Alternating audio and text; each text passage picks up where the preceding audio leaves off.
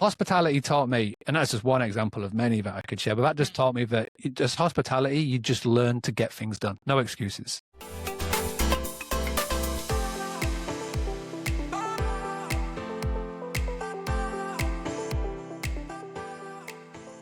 Welcome to the Property Mindset Podcast, where I'm Emma Howitt, mentor, investor, and your guide to building wealth, freedom, and personal transformation through property. Property isn't just about bricks and mortar, it's about building the life that you truly desire. And in this space, we don't just talk about strategy, we deep dive into mindset, something that I've found is often missing in other industries, but has been a real game changer in the professional property circles. So today I'm really excited to have Mark Simpson here today with me. Hi, Mark. How are you? Yeah, really good. Thank you. Thanks for having me. Fantastic. Just a bit of a background. So Mark is the founder of Boostly, which is the leading platform in empowering short-term rental hosts. And that's worldwide, to break free from the big booking sites, basically, and really build that direct booking to put them in control. He started on a family farm in North Yorkshire, running serviced accommodation, and really learnt firsthand the trials and tribulations of hospitality. Since then, he's grown Boostly into a global brand. He's coached thousands of hosts. He's won top industry awards. And Mark, I know, is really passionate about mindset, and he helps hosts actually shift their mindset to be able to become sustainable and successful. So really look forward to getting some insights here. So let's turn dreams into actions and actions into success. So Mark, you've become known as the host who is not afraid to say what others think about sort of platform dependency, about mindset, about the realities of hospitality entrepreneurship. Was there like a defining crisis or a moment of real reckoning when you saw firsthand just how much hosts were relying on platforms and you decided to say, like, enough's enough? That was like the 2016, so nearly 10 years ago now. In 2016, I started to go to local networking events in the area where I was born, which was Scarborough, North Yorkshire, and where we had our family business. And these networking events were made up of other hospitality owners, and they would meet up, I believe it was every 3 months. Normally at these events, you know, it's more like of a chin wag and just sort of get to know each other more than anything. But this particular one, and it was like the first one that I went to, was talking about marketing, because there was definitely a vibe in the room where people were complaining about the OTAs. They were complaining about Booking.com, which in 2016 in the United Kingdom, Booking.com was the biggest. Airbnb was like this plucky little startup. Obviously, Expedia was big as well. And, you know, I went into that room where our family business was about 65-70% direct bookings at that point. We'd spent, you know, a lot of time and effort to build the brand and to build the email list and to do the marketing. You know, when you're running a business and you just sort of head down running it, you feel like everybody knows what you know, and you feel like everybody's doing what you're doing. But it was at that meeting that I realized that what we were doing was very different to the norm. And a lot of people were there complaining about Booking.com, complaining about the OTAs, complaining about guests, complaining about all these things that were coming from these platforms. But nobody was doing anything about it. And I always remember that it was an American president who had this quote to say, complaining without a solution is just whining. I love that. I'm going to write that down. I say it a lot, especially to my kids. And so I came out of that meeting and I instantly emailed the sort of the Welcome to Yorkshire tourism board. And there was little fragments. So they had like people based in Leeds and York and in Scarborough. And I messaged the Scarborough representative and I said to her, what are you doing to educate the hosts here? Like, what are you doing? And they said, well, we've got no funding, we've got no money, so nothing. And so that was like the sort of little light bulb moment. And I created a Facebook group, and it was called the Scarborough and Whitby Hospitality Owners Group, something like that. It was literally just to help the local area. And I invited the people that I knew in those meetings into the group. And I just said, listen, I'm more than happy to give help and advice. And I just committed to showing up every day, just sharing articles, sharing things that I'd helped me, like podcasts and things like that in that group. And that was the journey to everything, really. Because as soon as you take things from offline to online, and a Facebook group being one, Facebook starts to recommend it to other people. And what I started to notice was that we had people requesting to join from further afield. So from Manchester, Liverpool, we had people wanting to join from Edinburgh. And it was weird, you know, and you know, it got to about 1,000 members. And we had people wanting to then join from France, from Germany, America, New Zealand, Australia. And I was like, what is going on here? And that was like the sort of the light bulb moment to go, this isn't just a Scarborough problem. This isn't just a Whitby problem. This is like a worldwide problem where people are fed up of the online travel agents. They want to, you know, do it directly, do their own marketing, but they just haven't got a clue how to do it. And that was just that sort of moment for me that was just like, right, well, I guess I'm going to be the one to do it. Wow. I love that. And I love that kind of thing, how it just comes out of a problem and your whole life can change. And certainly that route has come with you. But you didn't just sort of decide to help other hosts. You basically decided to almost directly take on booking.com and, you know, really, really change, I suppose, as this is the mindset podcast, the mindset of people, because most people, let's be fair, when they start service accommodation or some kind of hospitality business, they just go on Airbnb, booking.com, a few others and sit there, don't they? Whereas you completely flip it on its head. How did you kind of go from, you know, the start all the way through to taking on a giant, basically? So with this industry that we called hospitality, you know, we are very fortunate that you can start a business today, you know, go and get a property, take pictures of it on your iPhone, whack it on a couple of websites, and depending on the market and the time of the year, pretty much guaranteed to get revenue coming in. There's no other industry like that. There's no other, you know, you can't just create, you know, want to become a fitness trainer, started doing personal training, you know, go list your services on a couple of websites and get clients, you know, literally on tap. It doesn't work like that. So it is we are very lucky, but we are very fortunate because we are in demand, you know. Even during a worldwide shutdown, we were still very much in demand, you know, in just a different way. But with that comes the negatives. The negatives is that, you know, I always say when you start a business, there's so many plates that you're spinning.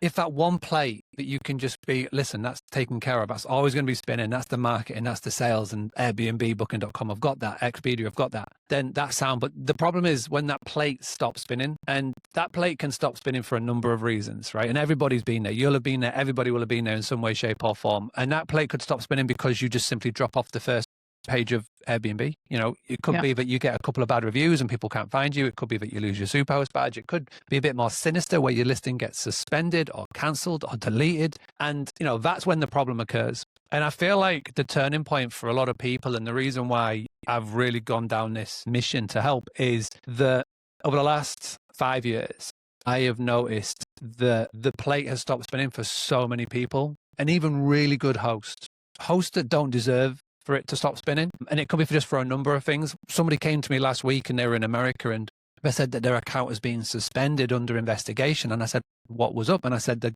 they said to me that the guests complained to Airbnb and to the support that they found cameras in the house. And Airbnb didn't reach out to the host. They didn't try and get their point of view. They didn't call them. They just suspended the listing for investigation. Turns out that camera that they were talking about was a Ring camera. And that was on the exterior of the house, which is obviously in the T's and C's. But the Airbnb has grown to such a Goliath that they're now implementing AI into their support. And the AI has read that and instantly shut it down. And now they've got to wait for a human to go through it. And obviously they'll get them back online. But that could take 6 weeks. You know, that's when that's the average investigation on Airbnb. And 6 weeks is a long time to not be operational. 6 weeks is a long time to not have money coming in. This host is 100% reliant on Airbnb. Like, they've got a couple of properties in Tennessee and they are 100% reliant on them. And they do the arbitrage model, the rent-to-rent model, where they are paying a landlord to be in that property. And so they're going to have bills coming up very, very soon, and there's no way for them to pay it. You know what I mean? And this is happening to more and more and more people. So this is sort of like one of the things that, you know, I haven't got a problem with Airbnb. I haven't got a problem with booking.com. I haven't got a problem with Expedia. They do what they do. My problem is with the hosts. My problem with the hosts that just sort of sit back and go, you know what, it's fine. I'll let Airbnb do everything. And I just try and change their mindset and just try and change their way of thinking. And I'm always about, you know, don't be reactive. We've got to be proactive. You know, and that's really being it.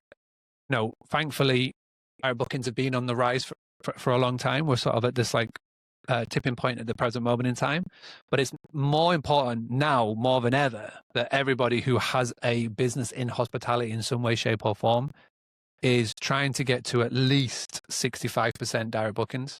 And then obviously you're always going to need the OTAs in some way, shape, or form. But that's basically what I'm trying to do, help everybody. Amazing. I think I'm seeing it as well. There's so much, and actually not just in hospitality, but there's so many people just getting shut down in general, whether it's banking, hospitality. There just seems to be, perhaps it is, I hadn't thought about it, the AI taking over. Computer says no, or we need to change that to AI says no, and then it takes so long. Yeah, really interesting. Well, look, we sort of juggernauted ahead, just sort of going back to your roots. And you have been sort of very open about your journey. And obviously you started off in your family hospitality business. Now, from a young age, what did that kind of teach you about resilience, ownership, and how did that kind of help shape, I suppose, your approach now towards your business? Yeah, hospitality has taught me so much. I remember growing up on the farm. So when I was 4 or 5, my parents flipped the farm to a accommodation, and they knocked down the barn. They put in 5 bedrooms, and I'm growing up and I'm seeing this, I'm witnessing it. And I'll never forget when I was coming back from secondary school one day, and I get back about 3-4 o'clock, and my mum and dad are just running around the house, like getting sheets and charging up and down stairs. Turns out that, well, back in the day when I was 12, we didn't have computers, we didn't have booking.com. Everything was literally pen and paper. My mum and dad had this huge folder, and it would have all of the year's bookings advanced on it, and it was just full of Tipex, moving things around and guest cancelling and whatnot. But anyway, for some way, shape, or form, for whatever reason, my dad had taken a booking and not written it in the folder, which meant that on this day that I got back, this guy had rocked up at 2 o'clock to check in, and his name wasn't on the list, and the hotel was full. So my parents had basically ran up and down the stairs to get all the stuff out of their bedroom to give this guy a room for 3 or 4 nights. And, hospitality taught me, and that's just one example of many that I could share, but that just taught me that just hospitality, you just learn to get things done. No excuses, right? At the end of the day, you got to get your guest happy. And it doesn't matter what the scenario is, you just got to get it done. Get shit done. That's pretty much what I've been taught. And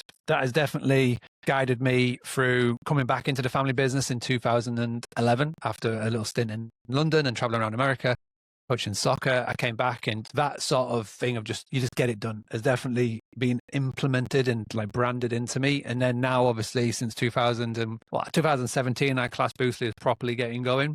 It's stand me the test of time over these last eight years, really, is you just get it done. No excuses. It's totally. I think I always remember Tony Robbins when he had his very, very first sort of severe depression. I think he was like 17, and he was laying on a sofa wondering what to do. And he just took action. Somebody had said to him, just take action. And he got off the sofa and he went for a run. And it's exactly things like that, isn't it? With, you've obviously helped. Tell us, I think, just in case, tell us a bit more about Boostly for anyone who, isn't as knowledgeable. So certainly for me, for everyone to know, I'm always advising anyone who I speak to about service accommodation to go and find Mark, to go and find Boostly, because the help that he gives out, and, he has his own podcast, and it's so incredible, even the free stuff that he gives out. So tell us a bit more about Boostly, Mark. Yeah, no, thank you. Talking about the podcast today of filming, which is in the 6th of October, we've just hit episode 800, which is really cool. So we've done 800 episodes. We were going through the stats when we filmed the episode. Me and Liam met in person in York to film it, and it's been downloaded over 1 million times, which is insane. We've recorded so many hours and so many minutes of free content. So, if you haven't listened to one, just type in Boostly Podcast in whatever search engine you use, and it's on all the channels from Spotify to Apple to we've filmed everyone as well. So it's on YouTube, and there's tons there to get started in. But I think that the main thing of what we do from like a paid point of view, the things that sort of when people come and work with us, is I always say we give you the tools, the tactic, training, and the confidence to go and get more bookings without having to rely on Airbnb. So the first thing is website. So we do website design. We create you a WordPress website that is designed to turn lookers into bookers. And I think our unique selling point compared to just going to Fiverr and getting it for $200 is that we have got a premium connection and integration with all of the leading property management software tools. Uplisting, SuperControl, ST, HostAway, you name it, whoever you're using, we've got a connection into there. So it just means that your website and the booking process is so smooth for your guest. And that's done really well. We've just topped 200 million in direct bookings of that, which is great. Of all our clients of all the years we've been doing this, there's just shy of 1,000 Boostly websites active right now, which is awesome. But we don't just give you a website. I mean, anybody can get a website. That's been proven. So we have like the training on the back end as well. So we have twice a week group coaching calls. We've got a community. We've got a full vault of information that shows you everything from how to do your own SEO, how to do social media, how to do X, Y, and Z. And then we actually plug in the tools as well to help you do email marketing, to help you do social media. So we've got all of that. So it's like a combination of those things that helps. We average our clients are generating about $59,000 a year, give or take. Yeah, it's a very, very cool process to work with people, to sort of walk people through it. And we've got a really cool team. Got about 23 members of staff behind the scene, project managers, customer success managers, devs at API, etc. And we're just sort of improving and working every single day, try and get as good as possible. And that's what we've been doing now for quite a while. Well, you've been doing it incredibly well. And you also do every now and again these, what would you call it? Boot camps, sort of free sessions. And those are, absolutely fantastic. Can I just take a step back? Because you just kind of, as people do who are very humble, you just kind of floated over the 200 million, was that pounds? That's dollars. Of direct bookings. Just explain to anyone out there exactly what that means, because this is absolutely incredible. Yeah, so that's tracked on our website. So every booking that comes in through a website that we create, we're able to track it with our tracking links that we have. That doesn't include emails or social media or people who call. That's like tracked from our websites. And so we've been able to track it for a while, and it's awesome to sort of come in every day and every week and just see that number go up.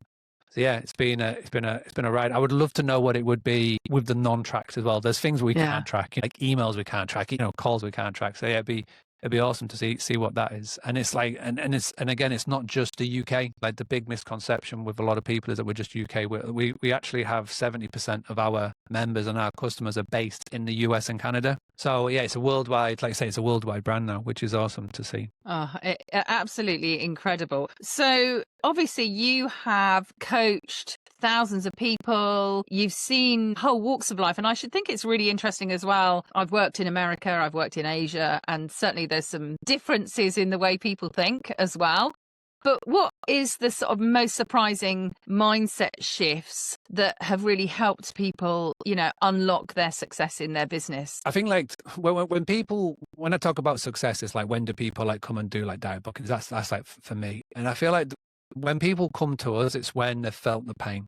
Right. And it's unfortunate that they've had to feel the pain of like Airbnb or whatever. But, most people come to us when they're not getting bookings anymore, or their listing's been suspended or cancelled and they need like a quick, turnaround, or, they've had something happen to them, which has been like the sort of the kick up the bum to go, I want to do something about it. Obviously, with the lockdowns and COVIDs and whatnot, that was, a lot of people came to us. It was overwhelming, the amount of people that are coming to us. Because at the same time, governments were throwing money at them to get them restarted. So they had a lot of digital grants. So, we had a lot of people come to us then, and because it was a combination of they were given free money and they kick up the ass to do something about it. And it always seems to be like these sort of hockey stick moments. And this year, Airbnb have thrown so many policy changes and to their host, that's been a massive kick up the bum for a lot of people. Like there's a lot of people been booking calls with us this year.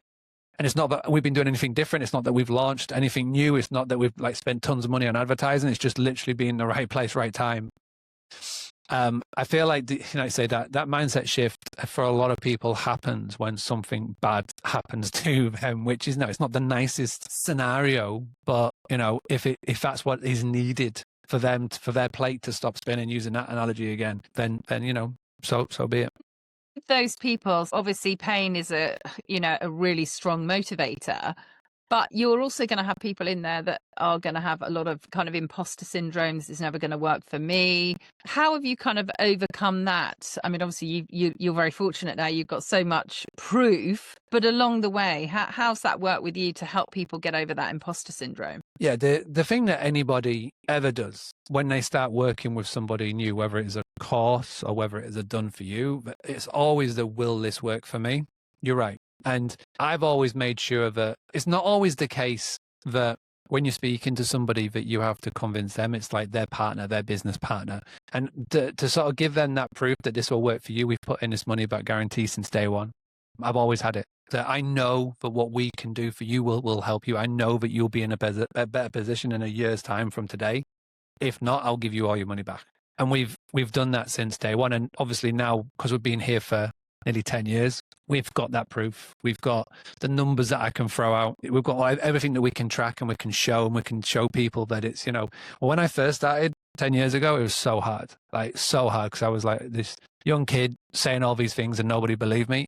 Now it is so much easier to convince somebody. I don't even need to convince them. It's more now the other way around. It's like when I speak to my team, my new business team, and I say, if they don't look like they're not going to fit us, like the people that we like to work with, the avatar clients that we like to work with, just move on. And it's a lovely position to be in. But yeah, that's where we are now. So it sounds like, I mean, over the years, that's a huge thing, isn't it? And a lot of us have started our own businesses. And I always talk about tumbleweed. You've been out there and it still seems to be kind of tumbleweed. But you've kind of been quite open about your own sort of personal struggles. But how has kind of investing your time and effort in your own mindset and your mental health enabled you to overcome that, that unknown growth that you have in a business? Yeah.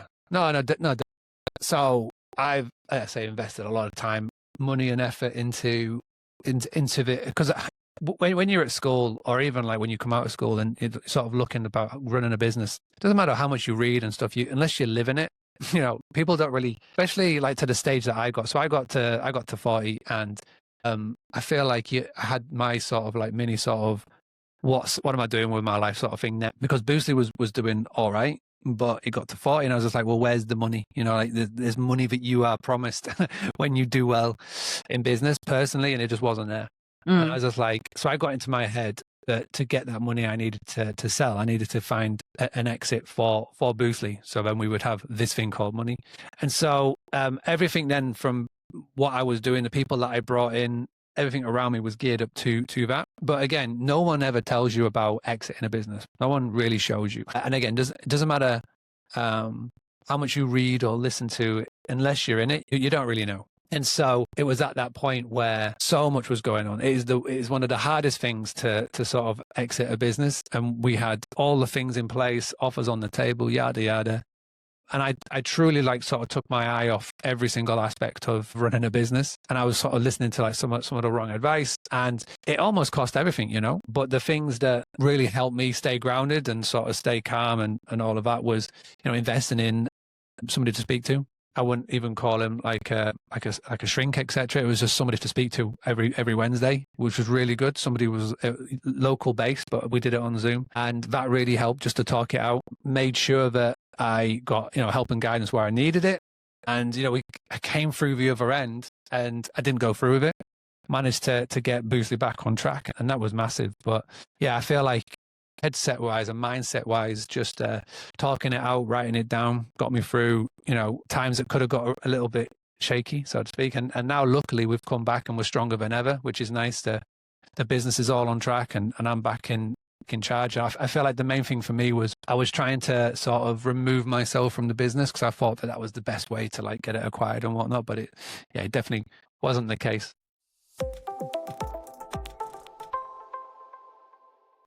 So I thought I'd just stop and interject in this interview.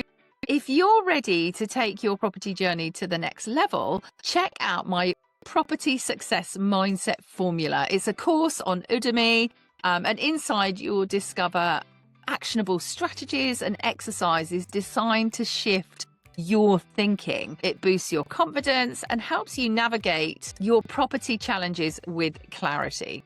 So whether you're just starting out or looking to break through to a new level, this course really delivers the mindset tools that professional investors can use today. So do visit the link in the show notes to unlock your property potential. Your biggest asset is not just your portfolio, but it's the way you think.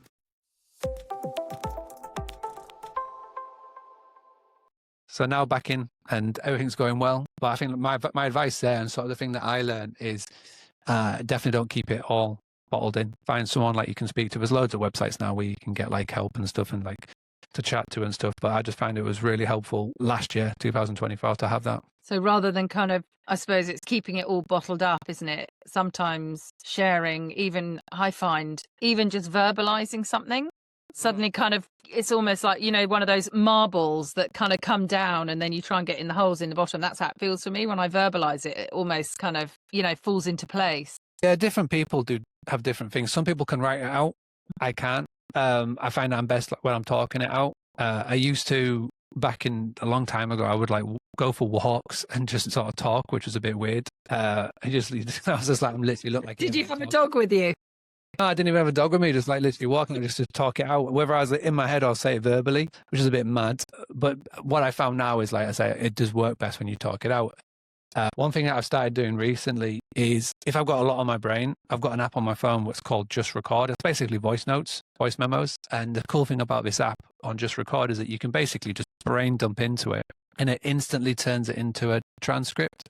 So when you've got a transcript of your brain dump, and I just basically copy that, paste it into like ChatGPT or something like that. And it helps break down what the brain dump is. And you can even like get ChatGPT to turn it into action steps or things to do or whatever you want to do with that. And I just feel like the best thing to do is to just like get it out, because the more you bottle it up, like, you know, it's on your brain the whole time. It keeps you awake at night. You know what I mean? And I was not sleeping at all last year when we were going through like the potential exit, getting really far down the line, because there's so many things you have to do and so many things I wasn't even aware of while still running a business and obviously being a father and, you know, trying to live a normal life and whatnot. So I found that by literally just talking it out and getting it all out there, that helped loads. So you kind of making me sort of think through, there's something that I'm really working on myself at the moment. I think you go through phases, don't you, of working on different things. And one of mine is inner belief, that kind of, you know, absolute belief, especially people who do things like Roger Bannister, something that's never been done before, you know, climbing Mount Everest.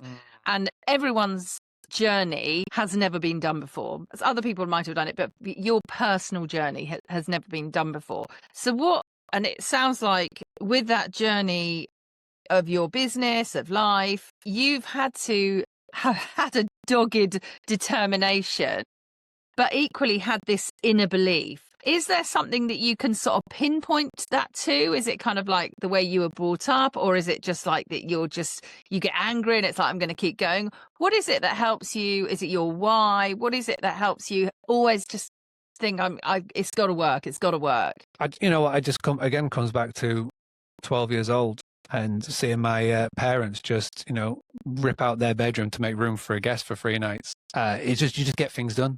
And I just feel like I've just always had that mindset, that mentality, just get things done. Just get it done. Just get the core principles done, whatever that is. And that's just always stuck with me. You know, and again, there was points last year where I thought, oh shit, like, this is bad. I thought we were going to run out of money and all those things, just because I took my mind off I just basically took my head out of the game and took my eye off the ball. I had all these dreams of like what was going to happen with the acquisition and things like that, but we never, truthfully, shouldn't have got to that stage. But it's weird, like your mind, like when you hit like certain milestones with age or whatever it may be, and you're thinking, right, you know, I should be here, I should be doing that. And I definitely had that comparisonitis sort of syndrome with seeing where other people are at and stuff. And I 100% took my eye off the ball. But the thing that sort of brought me back to it, that sort of brought me down to sort of ground level, because again, I had 4 kids, we've got wife, mortgage, all that sort of stuff, is just get it done. Cut out all of the faff, cut out the shiny objects, focus on the most important thing and just crack on and just get it done. And yeah, it was a mad sort of year. It was a mad, I would say, from September the 1st, 2024 to December the 1st. So that sort of 3 months was just insane. But we got out the other end and now we're, nearly a year later, and everything, it literally is the best it's ever been. So it's mad really how these sort of stages that you go through. I love it. So let's talk about, you talked about 70% of your customers are from the US and Canada. So again, that must have been a huge kind of mindset shift. And how different are they to us? I mean, I do huge amounts of research, and I've got a little small holding, but I nearly said homestead because that's what they have in America, and it's mostly Americans. And so we are, if you're in that kind of world, we are sort of infiltrated with that side of things. How do you find the Americans compared to us in the hospitality world? So the reason why I think I grew and got more popularity in America, well, number one, there's so many hosts over there. You know, it's a lot more people.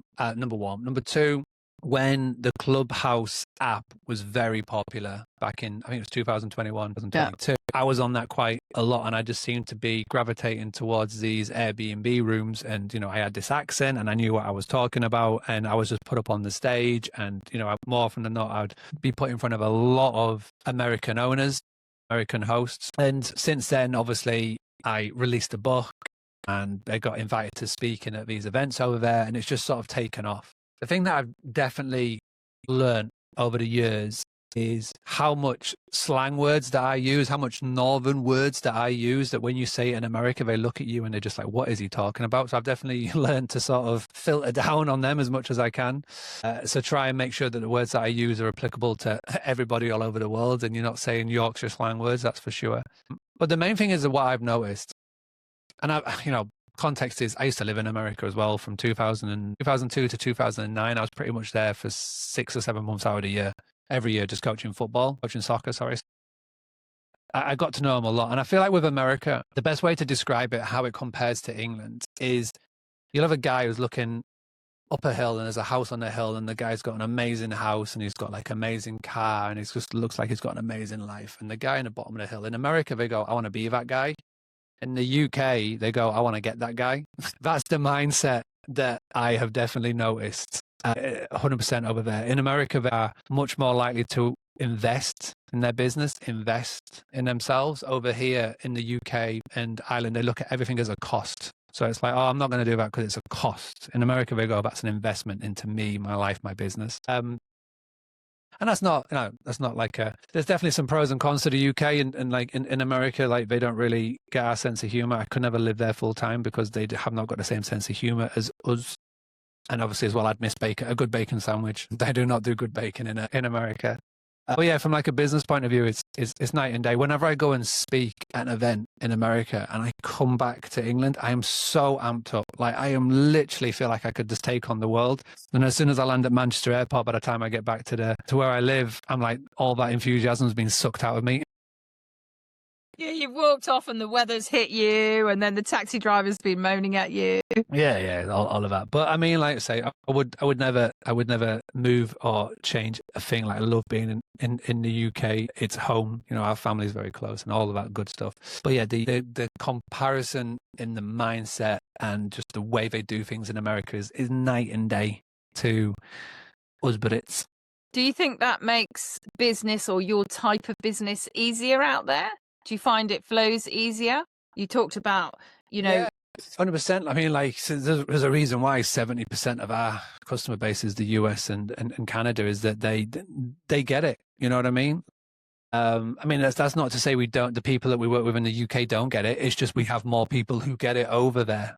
You know, like I say, there's much more people over there that will invest in their businesses and putting the money in because they'll know that they will get it back. But it's night and day. You go to like a conference in London, or you go to a conference in Manchester, and you could go to a conference in Manchester and you speak to someone in Leeds and just say, oh, listen, there's an amazing event happening in Manchester. It's for the short term rental industry. You'll absolutely love it. And they just go, no, can't. They just don't see like the benefit of it. In America, they fly everywhere in those states just to go to events and stuff. And like they're amped to go because they know that they're going to spend like 500 quid, $1,000 to go to this event, and they're going to get, times 10 back through conversations, networks, what they learn, what they can implement and stuff. So yes, it's night and day. That That's not something I'd actually even considered out there. I completely get the enthusiasm. I used to work in America and we used to have to do a dance every morning before we started work. You know, there's some quite extremes and I do like a lot of that. But yeah, that investment side of things, that's,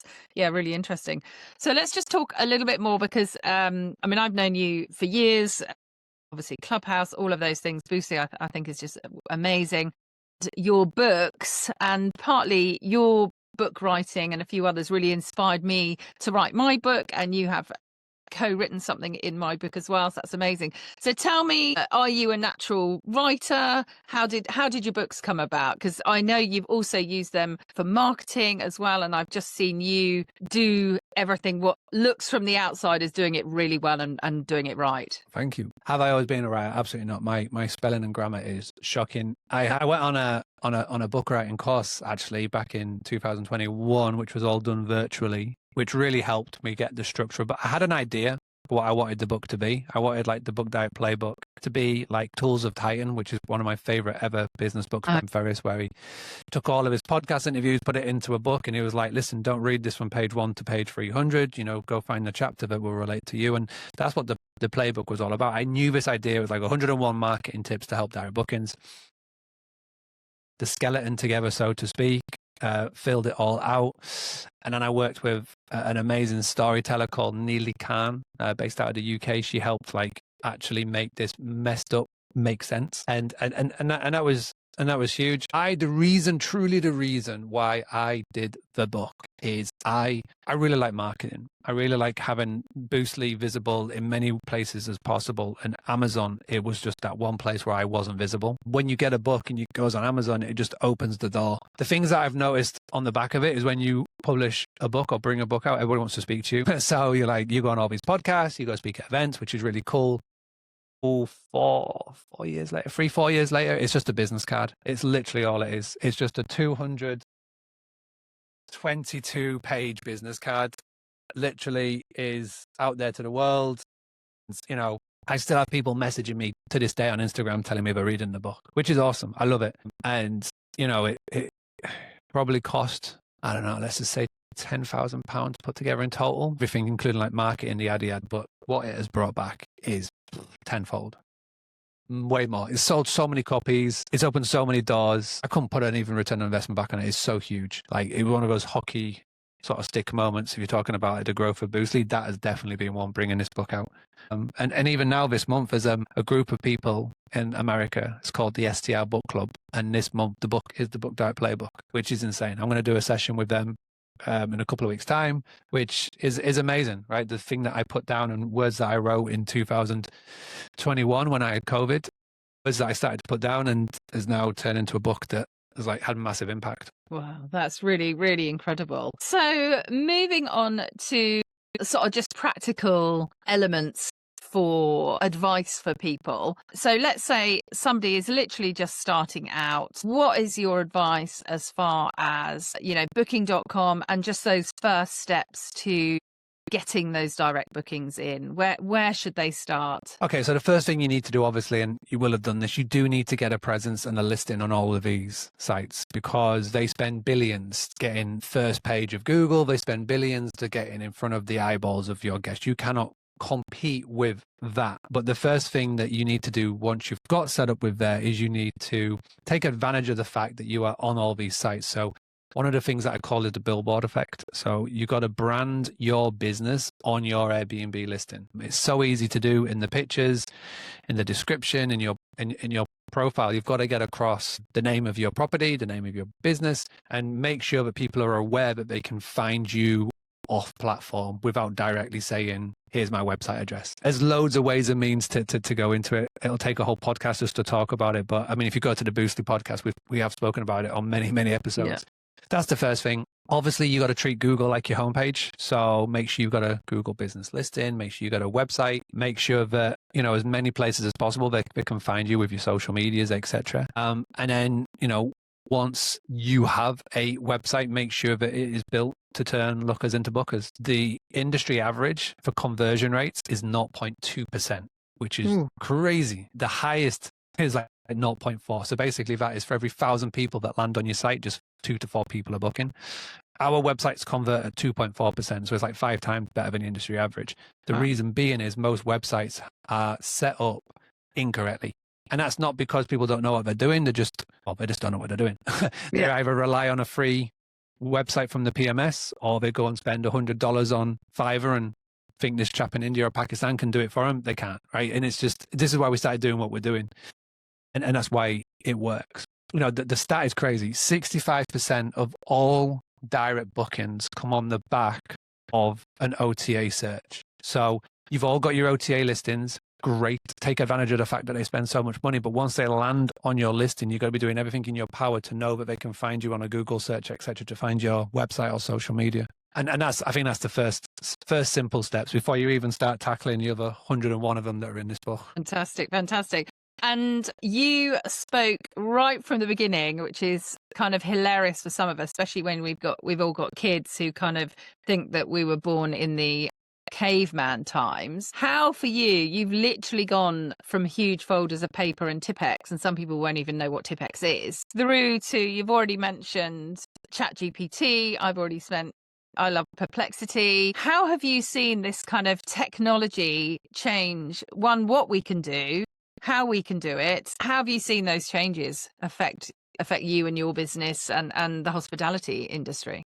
Where we have now with ChatGPT, we literally have the ability to have a 24/7 assistant who is the best assistant in the world. It's like having the best intern that doesn't sleep, doesn't ask for money, doesn't get sick or ill, isn't in a strop. It just literally can do what you want.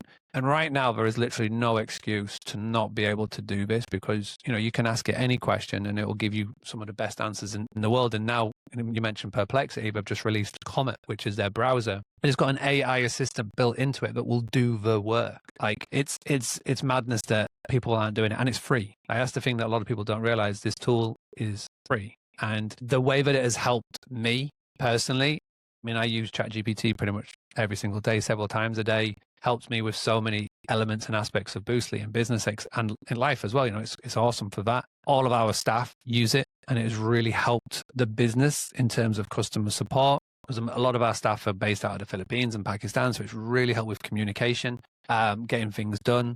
But Dev and our coders are using Cloud and DeepSeek, which is really powerful for code work. So it's helping them to sort of coding that they're doing is like spot on first time.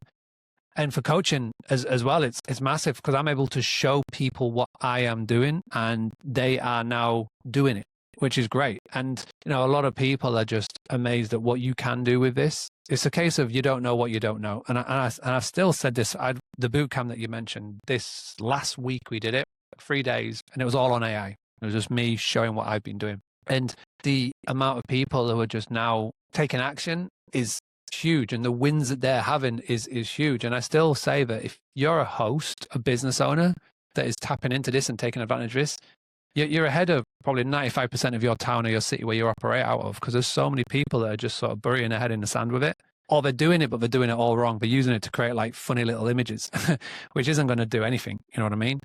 You can really, truly use it to help your business. Yeah, so it's helped in every element of Boostly, from like staff, me, customers. And there's one of the things that you're so right in saying you don't know what you don't know. Because one of the things I loved years ago, this would be when sort of, you know, ChatGPT first started to come out. And you said, you know, if you wanted to do research, basically go and get all of your reviews on, say, booking.com, chuck them into ChatGPT and ask, what are the 5 things that people love about your property?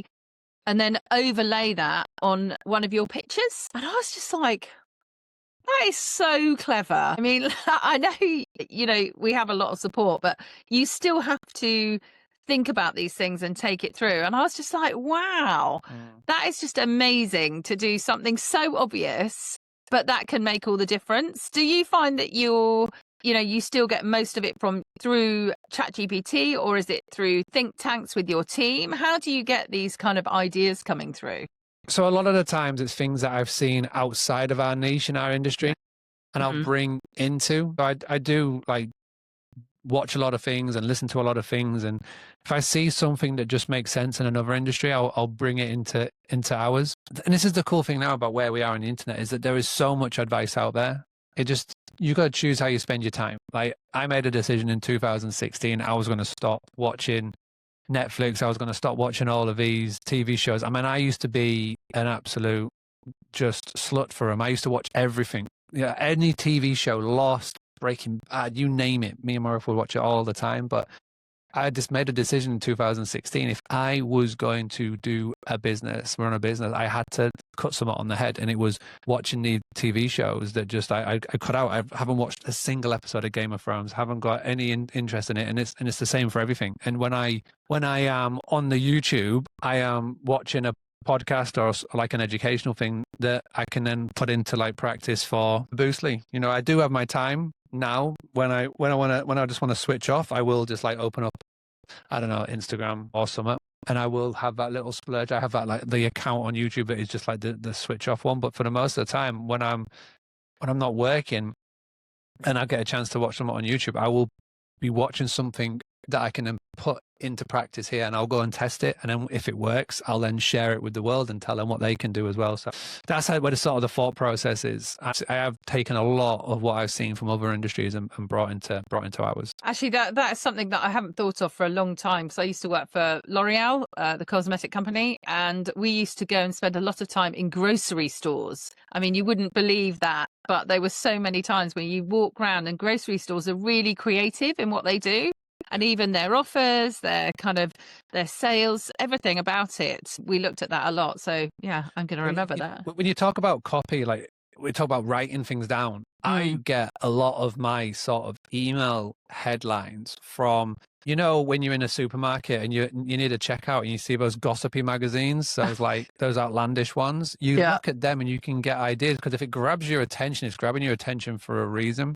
You sort of take those principles of copy and things that are written down, and you can put it into my world. Also, as well, I've got an email account where I sign up to everything email newsletter based. Like, I've got Rob Moore on there. I've got everything. And obviously these people, when they write their emails, it's very grab your attention based. Yeah. And I've got an email account that is just for that. I never check it, but when I want inspiration, I'll go into there and I'll just look through the thousands of emails that are in my inbox. And if there's one that grabs my attention, it's grabbed it for a reason. So I take it, run it in ChatGPT and just say, right, give me 5 variations, but based on Boostly and etc. And so, yeah, it's amazing where you can get your inspiration from. You just got to be able to like look for it. That is another excellent one. You're absolutely right. Even this morning, I don't really listen to Russell Brand at all that much, but it came up this morning. It said, I'm taking a break. And I remember it now, as I was like, oh, that's pretty clever, actually. And it just piqued my fancy. I was like, oh, I really want to know that. I probably won't go and listen to it, but it literally, the fact that I can remember it as well. So look, I understand time is of the essence here. So if you don't mind, I've got just a few questions I ask as a quick fire round at the end. So I'm literally going to throw them at you if that's okay. Who has influenced your property or business journey the most? To start off with, Tim Ferriss. I couldn't, somebody gave me his podcast to listen to in 2016. And that was Tim Ferriss, and it got me down the route of the 4-hour work week. I wouldn't be here if it wasn't for him, definitely. What's a book that's unexpectedly shaped your approach to business or to your mindset? So I mentioned it before, Tools of Titan, but I've mentioned that already. So the other one was Clockwork. It's by a guy called Mike Michalowicz, like Run Your Business Like Clockwork. The reason being is I used to do everything myself, and that book helped me actually build systems and structures for a team to come in. That book was huge. And also as well, caveat that with who, not how. So instead of how to do the task, who do I have to bring in to do this task? Those 2 books definitely helped me when I needed it the most. And did you do as Michael Michalowicz said? Did you book that holiday? Yes, I've done it. I even did like the coaching that was behind the book. I did that course, ran through it, and yeah, it was huge. Books seem to find you when you need it the most, I feel. And I 100% needed that book at that time. Amazing. What is your non-negotiable morning routine? My non-negotiable morning routine, and this is something that I'm I've been doing it for a long time. I don't look at my phone, my computer, or anything until after I've got the kids to school. You'll be very rarely will find me checking messages or anything until after they've got their kids to school on a morning. I like to wake up, have a coffee, read a book. I'm trying to do some stretches because I've got past 40 and my knee, I blew my knee last year playing football and I pulled my back this year. So I'm starting to like, all right, I need to start doing stretches. To do the stretches, I've got to get the stretch from a YouTube video. So I'm sort of breaking my rule kinder on that one. But as soon as I've memorized the routine, I'll be back to like not even looking at my phone. So I have a coffee, read a book, do a bit of stretching. Kids come down about 6:30, 7 o'clock, breakfast, school run, and that's when I will check technology. Nice. See, I'm a bit opposite. It's quite interesting, isn't it? I have already done an hour or two's work before the kids get up because that is kind of the juggle of, being a parent and so it's interesting how it kind of works. And I think whatever works for you has to work. Yeah. I mean, my routine as well has changed over the years. When I first got going Boostly, again, Tim Ferriss, I used to think like, oh, I got to be up at 5 a.m., 4 a.m. And I did do that when I first started Boostly. Got to be part of 5 a.m. club, yada, yada, yada. I can't do it. Like I say, routines change, kids change your routine. And like the whole reason why I started Boostly was to be more present with this lot. When I started Boostly, I had 2 kids, now I've got 4 kids. So the whole Boostly has been built around that, and your routine changes like so much as well. So yeah, I love that as well. It's all about for me. You spoke about sort of age and change, and this is what I find as well. Like I've had times when I've literally, it's 5 o'clock every day, and but then it almost would get a bit stressful because I'd be getting to bed too late, and then I'd be worried because then I'd be tired the next day, and then that affects what I'm, my eating habits and all of those kind of things. Whereas now I feel, what is it that I need to get done? How is my body feeling? Am I able to do that? So I'm kind of, I like to have done an hour before the kids get up. But if I'm exhausted, then I'll get up when the kids get up. It just depends on, and I think we've got to, listen to your body. I mean, I went to a phase last year of trying to track my sleep, and I felt like if I looked at my watch in the morning and it was less than, say, like 8 hours or less than 7 hours, I feel like my mood would instantly just drop. I've stopped tracking it now because I just go, all right, I'm going to sleep, and I will sleep and I will get some good sleep in. But I stopped tracking the sleep. I just felt like I was getting to a stage where if the number wasn't what I wanted it to be, I'd instantly feel like a bit of a shit way to start the day. You know what I mean? So again, you just do what does you.